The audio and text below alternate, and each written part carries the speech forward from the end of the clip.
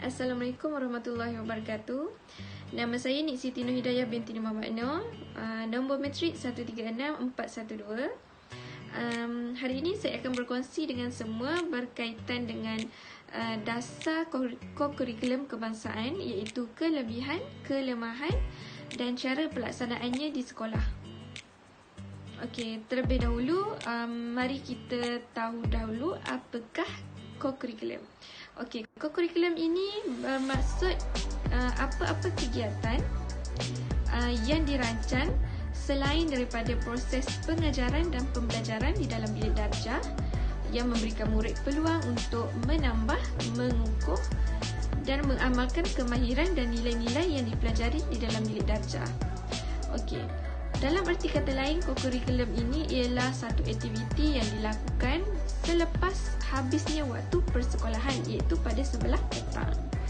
Okey, dalam kegiatan kokurikulum ni terdapat 3 gerak kerja, iaitu dalam sukan, unit beruniform dan persatuan ataupun kelab.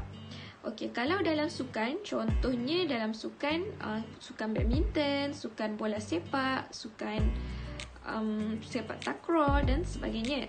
Kalau dalam persatuan dengan kelab, ada Persatuan Bahasa Inggeris, Persatuan Bahasa Melayu, Persatuan Sejarah, kelab badminton dan sebagainya. Dan seterusnya adalah pasukan pakaian seragam, iaitu badan beruniform. Contohnya macam kadet polis, pengakap, bulan sabit merah, pandu puteri dan sebagainya. Okey, baiklah. Dalam dasar kokurikulum kebangsaan ini terdapat 5 dasar utama dan 7 dasar sokongan. Okey, bagi dasar utama, yang pertama adalah kegiatan kokurikulum adalah sebahagian daripada kokurikulum kebangsaan. Yang kedua adalah penyertaan murid dalam kokurikulum di sekolah adalah wajib. Yang ketiga, penyertaan semua guru sebagai penjawat atau pengkhidmat awam dalam mengurus, menyelia dan mengelola kegiatan kokurikulum di sekolah adalah wajib. Dan yang keempat adalah kegiatan kokurikulum yang dilaksanakan di sekolah hendaklah merupakan apa-apa kegiatan yang dirancang lanjutan daripada proses pengajaran dan pembelajaran, iaitu PDP, dalam bilik darjah yang memberikan murid peluang untuk menambah, mengukuh dan mengamalkan pengetahuan, kemahiran dan nilai yang dipelajari di dalam bilik darjah. Dan yang terakhir, iaitu yang kelima, pelaksanaan kegiatan kokurikulum di sekolah hendaklah berasaskan prinsip pernyataan beramai-ramai tanpa ada unsur diskriminasi ataupun paksaan, tetapi memfokus kepada peningkatan perpaduan dan integrasi dalam kalangan murid. Okey, seterusnya adalah dasar sokongan. Dasar sokongan terdapat 7 dasar sokongan yang dapat anda lihat pada sebelah saya. Okey, seterusnya kita akan masuk kepada kelebihan dasar kokurikulum kebangsaan. Okey, yang pertama adalah murid akan memiliki tubuh badan yang cergas. Kenapa saya katakan macam tu? Kerana bila murid bagi aktif dalam aktiviti sukan, hal ini akan menyebabkan mereka sentiasa turun ke padalah untuk terlibat dalam aktiviti-aktiviti sukan seperti bola sepak, badminton dan sebagainya. Jadi hal ini akan membantu mereka untuk mengeluarkan peluh. Okay. Bila keluarnya peluh apa semua, hal ini akan membantu mereka untuk mendapatkan tubuh badan yang cergas dan dalam masa yang sama mendapat minda yang cerdas sewaktu di sekolah maupun di rumah. Dan seterusnya adalah aktiviti yang dilakukan akan mendedahkan kepada kehidupan bermasyarakat. Okey, bila murid banyak terlibat dalam aktiviti-aktiviti yang dijalankan di sekolah, contohnya seperti aktiviti gotong royong lah yang selalunya diadakan oleh persatuan ataupun kelab-kelab. Jadi melalui aktiviti ini secara tak langsung dapat mendedahkan murid-murid ini kepada kehidupan bermasyarakat seperti sifat bekerjasama, sifat tolong-menolong dalam bermasyarakat dan sebagainya. Seterusnya adalah memupuk semangat perpaduan dalam kalangan pelajar. Okey, bila selalunya akan ada sukan yang akan diadakan di sekolah. Sukan yang akan diadakan ni selalunya guru akan meletakkan pelbagai kaum dalam satu pasukan ataupun satu tim. Jadi hal ini akan membantu mereka untuk saling bekerjasama antara satu sama lain untuk menyelesaikan masalah yang diberi ataupun untuk menanglah, untuk dapat pingat ke. Jadi secara tak langsung dapat memupuk semangat perpaduan dalam diri setiap pelajar tu dalam pelbagai kaum dan membentuk nilai persahabatan dalam diri mereka masing-masing. Seterusnya adalah dapat mengembangkan potensi dan bakat pelajar. Sebagai contoh yang saya dapat beri, jika ada pelajar yang minat pidato, bila dia minat pidato, dia tak tahu bakat yang dia ada ni nak dikembangkan dalam platform mana. Jadi bila dia masuk kelab pidato, dalam kelab tu guru akan ajar cara dan teknik berpidato yang betul. Jadi melalui teknik dan cara yang diajarkan tu tadi, murid ni akan dapat masuk pertandingan. Melalui itulah potensi dan minat dia dalam berpidato tu dapat ataupun berjaya dikembangkan lagi. Begitu juga dengan sukan-sukan yang lain seperti bola sepak. Ada yang ingin mengembangkan lagi bakatnya dalam bola sepak. Jadi penyertaannya dalam kelab bola sepak ataupun sukan bola sepak dapat ataupun berjaya mengembangkan lagi potensi dia tu. Seterusnya adalah merealisasikan falsafah pendidikan kebangsaan. Kenapa saya katakan macam tu? Kerana dalam falsafah pendidikan kebangsaan ini sangat mementingkan kepada semangat kewarganegaraan dan sifat perpaduan dalam kalangan kaum.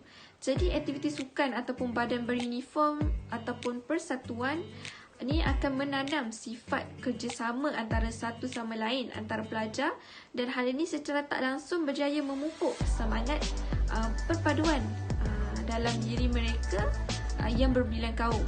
Dan hal ini bukan sahaja berjaya memupuk sifat kerjasama ataupun perpaduan dalam diri pelajar sewaktu di sekolah, namun di luar sekolah juga hal ini sentiasa dipentingkan. Oleh itu, falsafah kokurikulum ini dapat direalisasikan. Seterusnya adalah bentuk watak dan peribadi seorang pelajar. Contohnya,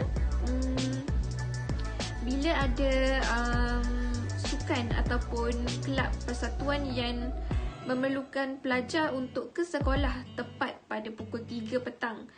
Jadi pelajar ni dalam perjumpaan ini berjaya memupuk sifat menepati masa dalam diri pelajar untuk tiba pada masa yang ditetapkan. Sebab kalau mereka datang lewat, mereka akan didenda. Melalui ini dapat membentuk nilai positif dalam diri pelajar. Dan yang terakhir adalah membentuk sifat kepimpinan dalam diri setiap pelajar. Kalau kita tahu dalam setiap persatuan ataupun badan beruniform dan sukan akan ada badan-badan organisasi dia, iaitu pengurusi, naib pengurusi, setiausaha dan sebagainya. Melalui hal ini akan membantu terbentuknya sifat kepimpinan dalam diri pelajar melalui setiap lantikan yang diberikan ini. Seterusnya adalah kelemahan dasar kokurikulum kebangsaan. Yang pertamanya adalah pelajar mengutamakan kegiatan kokurikulum melebihi akademik. Yang ni memang banyak yang kita dengar. Ada kebanyakan ataupun setengah pelajar suka memberikan alasan untuk tak masuk kelas dengan alasan terlibat dengan sukan ataupun terlibat dengan persatuan dan sebagainya. Kalau dalam sehari dua itu mungkin boleh, tapi apabila dah melibatkan banyak waktu, meluangkan banyak waktu dalam kegiatan kokurikulum lebih daripada akademik, sememangnya perkara ini akan mengganggu akademik pelajar, yang mana ada pelajar sampaikan merosot akademiknya disebabkan terlalu fokus dalam kegiatan kokurikulum. Dan yang kedua adalah membebankan guru. Seperti mana yang kita tahu, guru ni sememangnya tugas dia adalah untuk mengajar akademik pada waktu pagi. Jadi bila adanya kokurikulum, guru perlu juga bekerja pada waktu petang untuk mengendalikan kokurikulum seperti perjumpaan ataupun mengawal pergerakan pelajar sewaktu kokurikulum, macam sukan apa kan, berkawat. Dan yang ketiga adalah tipu ibu bapa. Ada pelajar yang menipu ibu bapa di sekolah, yang mana dia akan katakan yang ada kokurikulum pada waktu petang di sekolah, tetapi sememangnya tak ada. Hal ini akan membentukkan sifat negatif lah dalam hidup pelajar. Dan yang keempat adalah aktiviti kokurikulum tidak selaras. Jadi kita tahu yang aktiviti pada setiap sekolah ni, aktiviti sukan ataupun kokurikulum di setiap sekolah ni tak sama. Jadi pada pandangan saya, jika aktiviti kokurikulum ini diselaraskan pada setiap sekolah, hal ini akan membantu murid-murid untuk mendapat ilmu yang sama bagi setiap seorang daripada mereka. Dan yang kelima adalah kemudahan dan kepakaran guru yang terhad. Okey, ada setengah guru dia tak ada kepakaran pun dalam sukan tersebut, tapi dia ambil juga. Jadi hal ini memberi kesukaran lah untuk guru tu mengajar, ya. Macam nak mengajar badminton tapi dia tak pandai badminton. Dan yang terakhir adalah tiada galakan daripada ibu bapa. Setengah ibu bapa merasakan yang kokurikulum ni tak ada faedah, tak penting, hanya akademik saja yang penting. Jadi tiada galakan dari ibu bapa ni akan menyebabkan kesukaran lah untuk murid terlibat dalam aktiviti kokurikulum.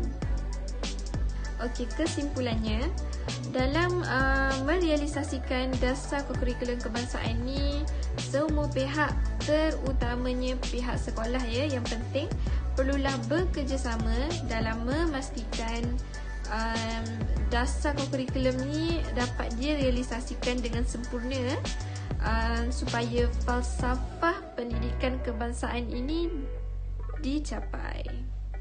Sekian saja daripada saya. Terima kasih.